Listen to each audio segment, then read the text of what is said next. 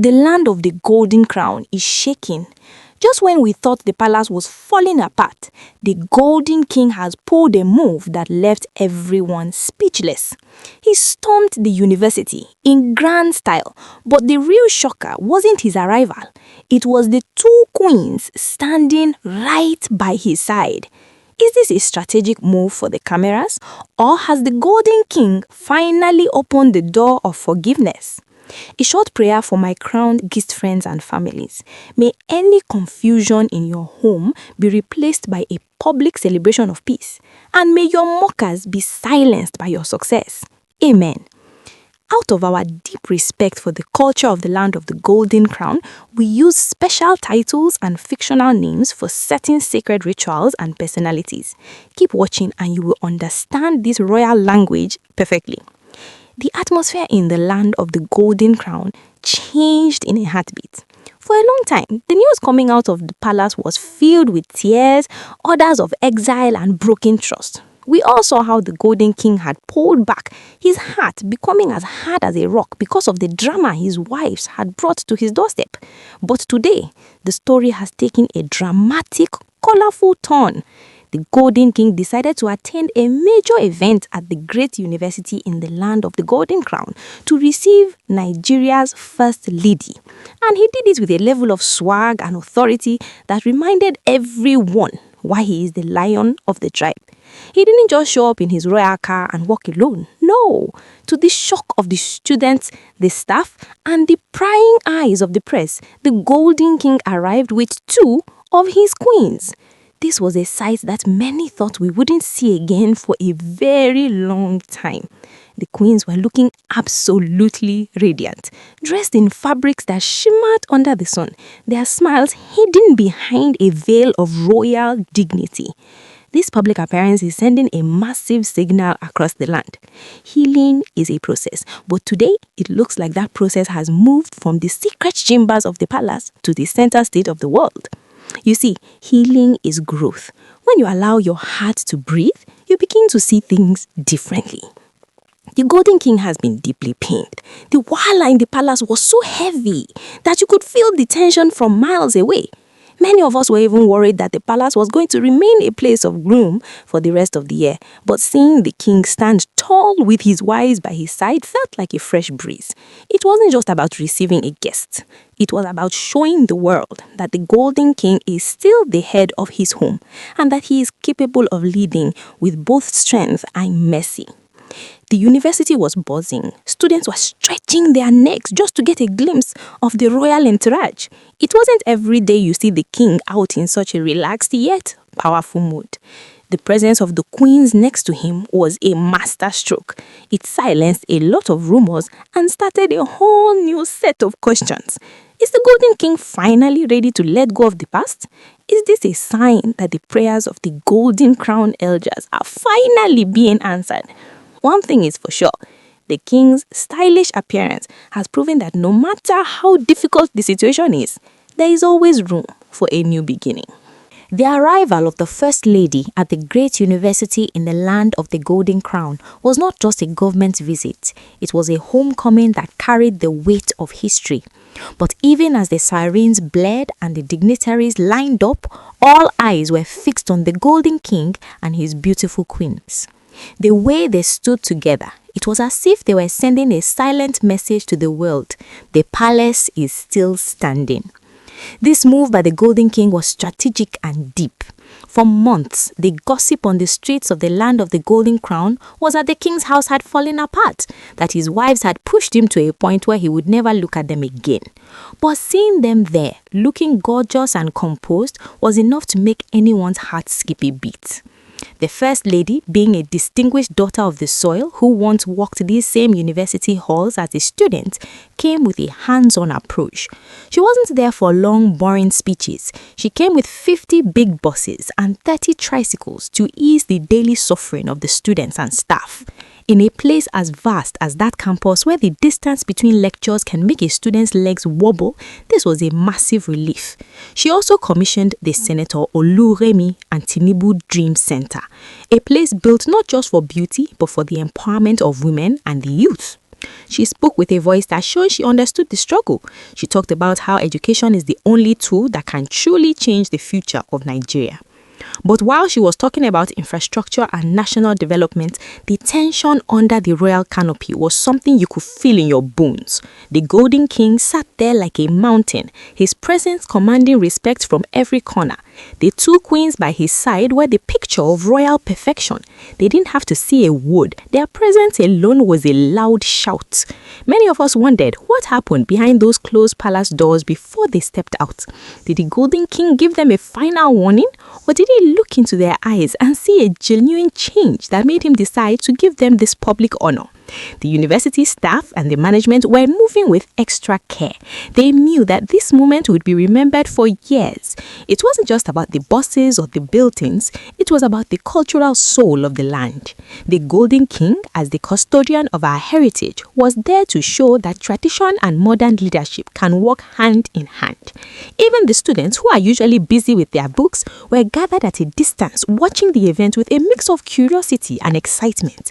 They were seeing their king in a new light, not just as a ruler who gives orders, but as a man who can navigate through family crises with his head held high.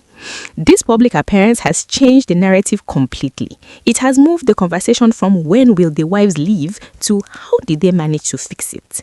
The Golden King has shown that he is a master of the game. By bringing the queens to receive the First Lady, he has given them a level of protection and dignity that no amount of begging could achieve. It was a stylish, calculated move that has left the enemies of the palace scratching their heads. Was this the influence of the Golden Crown elders, or did the king simply decide that for the sake of the land of the Golden Crown, peace must reign? I have to tell you the truth. The emotions flying around this story are enough to make a person hold their breath. Seeing the Golden King out with his wives felt like a scene from a movie where the hero finally decides to forgive. We know how much the king has suffered. We know the betrayal he felt and how his trust was shattered into a million pieces. For a man like him to step out and present these women to the nation's first lady, it shows a heart that is trying to heal. Healing is not a one-day thing. It is a journey that requires growth, and it seems the Golden King is on that path. One thing that caught everyone's attention was the fact that Olorinshado is still very much in Nigeria. After the heavy order that she should pack her bag for the UK and the drama of her collapsing and being rushed to the hospital, many of us thought she would have been on a plane by now, but she's still here. Is this because the Golden King has had a change of heart, or is it because her health is still too fragile for such a long journey? Whatever the reason, her presence in the country is keeping the suspense at a boiling point. The elders of the Golden Crown are not relenting. They are still working behind the scenes, using every traditional and emotional tool to ensure that the palace does not remain divided. The Golden King's appearance at the university was like a balm on the wounds of the palace followers. When things go wrong in a royal house, the people feel it. But when the king smiles and his wives are beside him, the land feels a sense of relief. I personally felt teary seeing them. I am a person who preaches forgiveness every day. Life is too short to hold on to grudges until they turn into stones in your heart. When you forgive, you are not just doing the other person a favor, you are freeing yourself. The Golden King seems to understand this. He is choosing to focus on the future rather than the painful memories of the past. However, we cannot ignore the polygamous nature of this whole drama.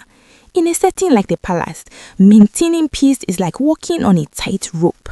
One wrong move and everything can come crashing down. Seeing two of the queens dead today makes us wonder about the others. What is the plan for Olorinshado? Will she be allowed back into this inner circle? Or is her fate already sealed regardless of this public show of unity? This suspense is so heavy, you could feel it pressing down on you. Every smile the king gave the first lady, every step the goons took was being analyzed by thousands of eyes. Was this true reconciliation or just a royal duty that they had to perform? The atmosphere on campus reflected the importance of the moment, the pride in the eyes of the staff, the excitement of the students. It all centered around the fact that their institution was being honored by the highest office in the land and the most powerful throne in the land of the Golden Crown. The Golden King has used this event to reset the clock. He has taken the power back from the gossiper and the social media trolls. He has shown that he is the one who decides who stands by him and who stays behind. As the days go by, we are waiting to see if this public peace will translate into a private settlement that will finally bring total rest to the palace. As we conclude this update, the land of the Golden Crown is still buzzing with the images of the Golden King's grand outing. It was a day of glory, a day of bosses and buildings, but most importantly, a day of royal presence. The Golden King has proven that he can handle national duties and family matters with the same steady hand. But as your trusted source for all things palace, I must remind you that the water is still deep. The fact that the king appeared with his queens doesn't mean all the problems have vanished overnight. It does mean that for now, the Golden King is choosing the path of dignity and public unity. Regarding Olorishado, her situation remains the biggest mystery in the land of the Golden Crown.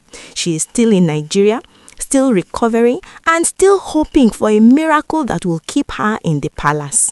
Will the Golden King's heart melt further, or was this appearance with the other queens a signal that he has moved on and she's no longer part of the royal throne? The intensity of the situation is enough to keep anyone awake at night. We are following the hospital report and the secret whispers from the Golden Crown elders to see what the next move will be. Now, my Crown Gist friends and families, please listen closely. It is very important to state that all the information we have discussed here, the secret motives, the palace whispers, and the status of Olorishado are all alleged and based on rumors making the round on social media. None of these details have been officially verified by the palace, and they should be taken as social media rumors for now. We are just bringing you the gist as it is being told in the streets and online spaces of the land of the Golden Crown. The drama is far from finished. Will Olorishado finally travel, or will she be seen in the next public outing? Will Queen Naomi be the one to finally bridge the gap once and for all? The suspense is rising, and you know that Crown Gist will be right here to give you the breakdown as it happens. Keep your eyes on the throne, because in this palace, anything can happen in a heartbeat.